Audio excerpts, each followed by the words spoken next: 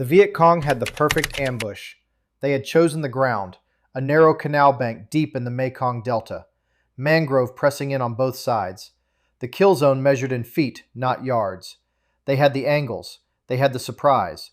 What they did not have was the right enemy, because the men moving up that trail were United States Navy SEALs, and the man walking point was not carrying a rifle.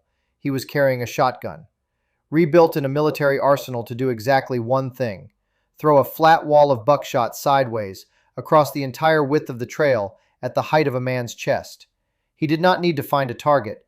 He only needed to sweep the muzzle and work the pump. In the time it took the Viet Cong to spring their trap, the trap was gone. So were the men who set it. This is the story of a 1930s hunting shotgun that became one of the most feared weapons in the swamps of Vietnam, and the story of why the Viet Cong learned to fear the men who carried it. To understand the gun, you have to understand the ground. The Mekong Delta was not jungle the way most people picture Vietnam. It was water, a flat maze of rivers, canals, rice paddy, and mangrove swamp, all of it stitched together by mud. In the densest growth, a man could see maybe 15 feet past his own boots, sometimes less. The Viet Cong had owned this ground for decades. They had dug the tunnels. They had mapped the canals. And after dark, the Delta belonged to them. The SEALs decided to take the night back. They came in small, 6 men in a squad, sometimes 12 or 14 in a full platoon. They inserted from boats, the Stab, the SEAL team assault boat, sliding up a canal in the black, cutting the engine, stepping off into the mud without a sound. And then someone had to walk point. The point man went first, by design. He was the man who would find the ambush, by stepping into it. That was the problem nobody could engineer away. In the Delta, the killing happened at a few meters. The Viet Cong sprang their ambushes from cover you could almost reach out and touch. A wall of leaves erupts in muzzle flashes. The point man has maybe 1 second, and in that second, he cannot see a single human being. Only fire, coming out of the green. A rifle is a precision instrument. It gives you one aimed shot at a target you cannot find. That math got point men killed. Kirby Horrell walked point for SEAL Team 1, Foxtrot Platoon, on a tour in 1970. He carried a Stoner machine gun, because the answer to the first second of an ambush was volume. As much lead into the kill zone as fast as humanly possible. But a machine gun is heavy, and it is hungry. And in the silt and the water of the Delta, the complicated weapons jammed. What the point man needed was something simpler, something that would survive being dragged through a muddy creek, and something that could fill the whole kill zone with hits in the first second, before the ambush had time to build. The answer was not new. The answer was a shotgun. The Ithaca Model 37 came from a patent by John Browning, the most important gun designer who ever lived. Ithaca built their version once the patents expired and put it on the market in 1937. That is where the name comes from. And that is the last thing about its quiet civilian life that matters here. Because the Model 37 had one feature that turned out to be perfect for a swamp. Every other pump shotgun loads from the bottom and throws its empty shells out the side. That means a hole in each side of the receiver. And in the Delta, every hole is an invitation. For mud, for grit, for water. The Ithaca loaded and ejected from the same port, underneath. The sides were solid steel.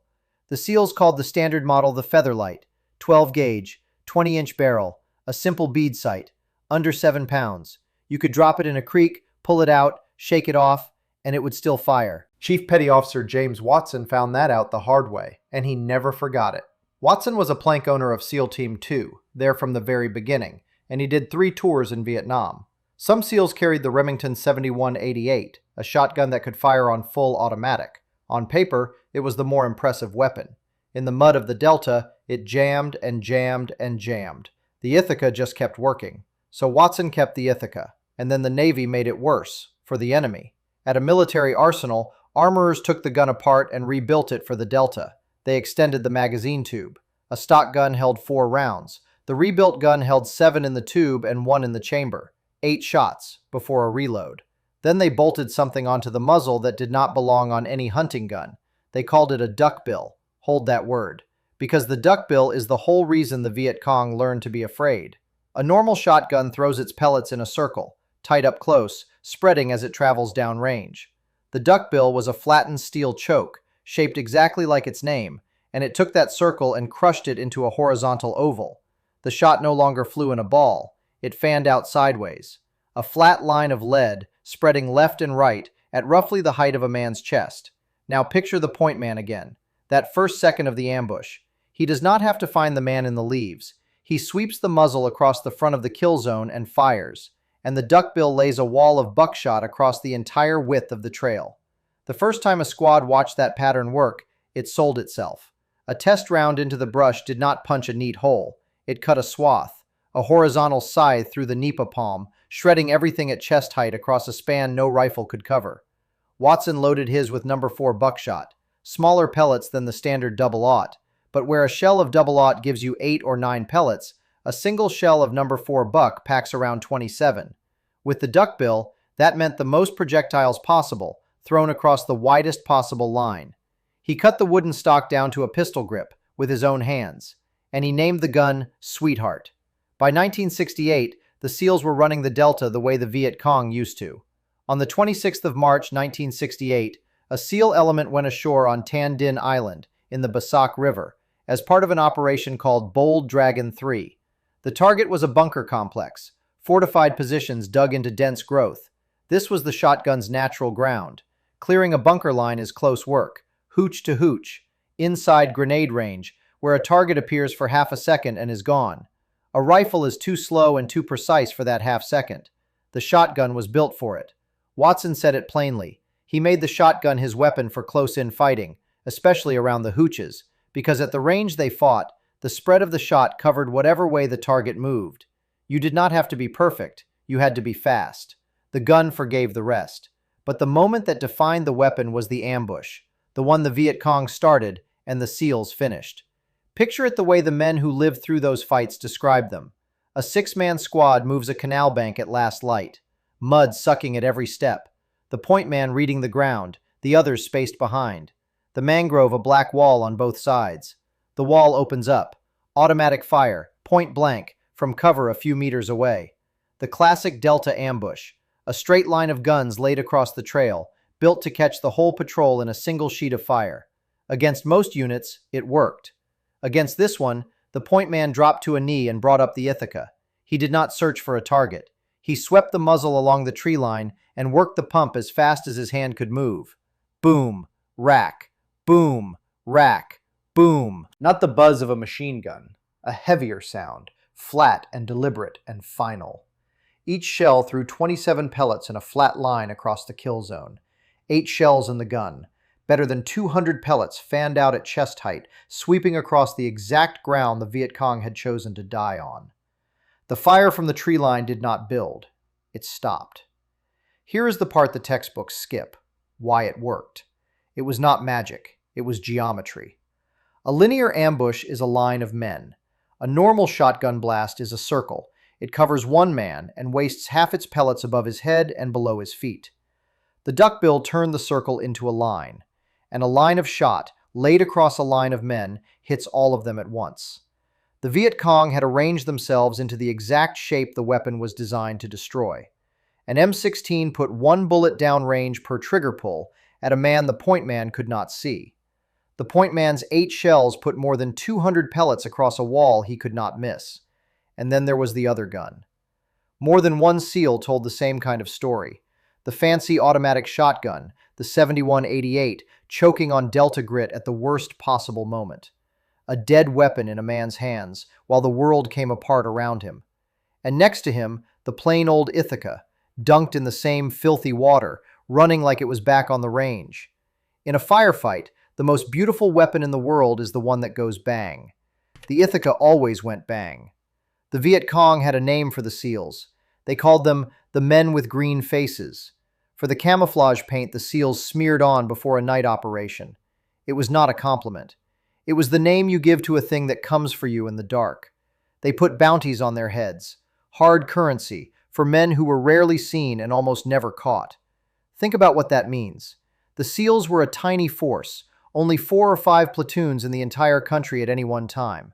Across the whole war, 46 SEALs were killed, and that handful of men accounted for around 600 confirmed Viet Cong dead, with 300 more assessed as killed. A few hundred men. Fighting in the enemy's own backyard, in the enemy's own darkness, and winning lopsidedly. The shotgun did not do that alone. But in the first terrible second of a close ambush, the shotgun was the reason the point man lived to do it again. Now the honest part. Because the legend has a few myths bolted to it, the same way the duckbill was bolted to the barrel. The Ithaca could slam fire. On the older guns, you could hold the trigger down and fire around every time you worked the pump, with no second pull. It sounds devastating. The truth, according to Kevin Dockery, who wrote the book on SEAL weapons with Watson himself, is that most SEALs did not fight that way. Holding the trigger and pumping blind was a fine way to empty a gun and hit nothing. The deadly method was the patient one. Sweep, fire, pump, fire. And the duckbill itself was no miracle. The early ones were milled from soft steel, and they cracked under hard use. The Navy eventually added a steel ring at the mouth, just to hold them together. Some men swore by it. Others said a plain barrel did the same job.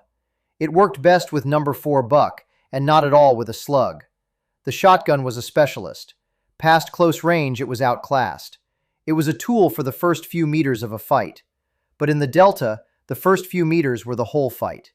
Years later, a colonel looked at Watson's cut-down, duck-billed shotgun and told him the thing was against the Geneva Convention. It wasn't true. But Watson didn't argue the law. He told the colonel that if they ever sent him to Geneva, he would leave her at home. But until that day, he said, he and Sweetheart just don't part company. That is the whole story, in one sentence. Because in the end, this was never really about a gun. It was a hunting shotgun from 1937. Wood and steel, designed for ducks and pheasant in the American Midwest.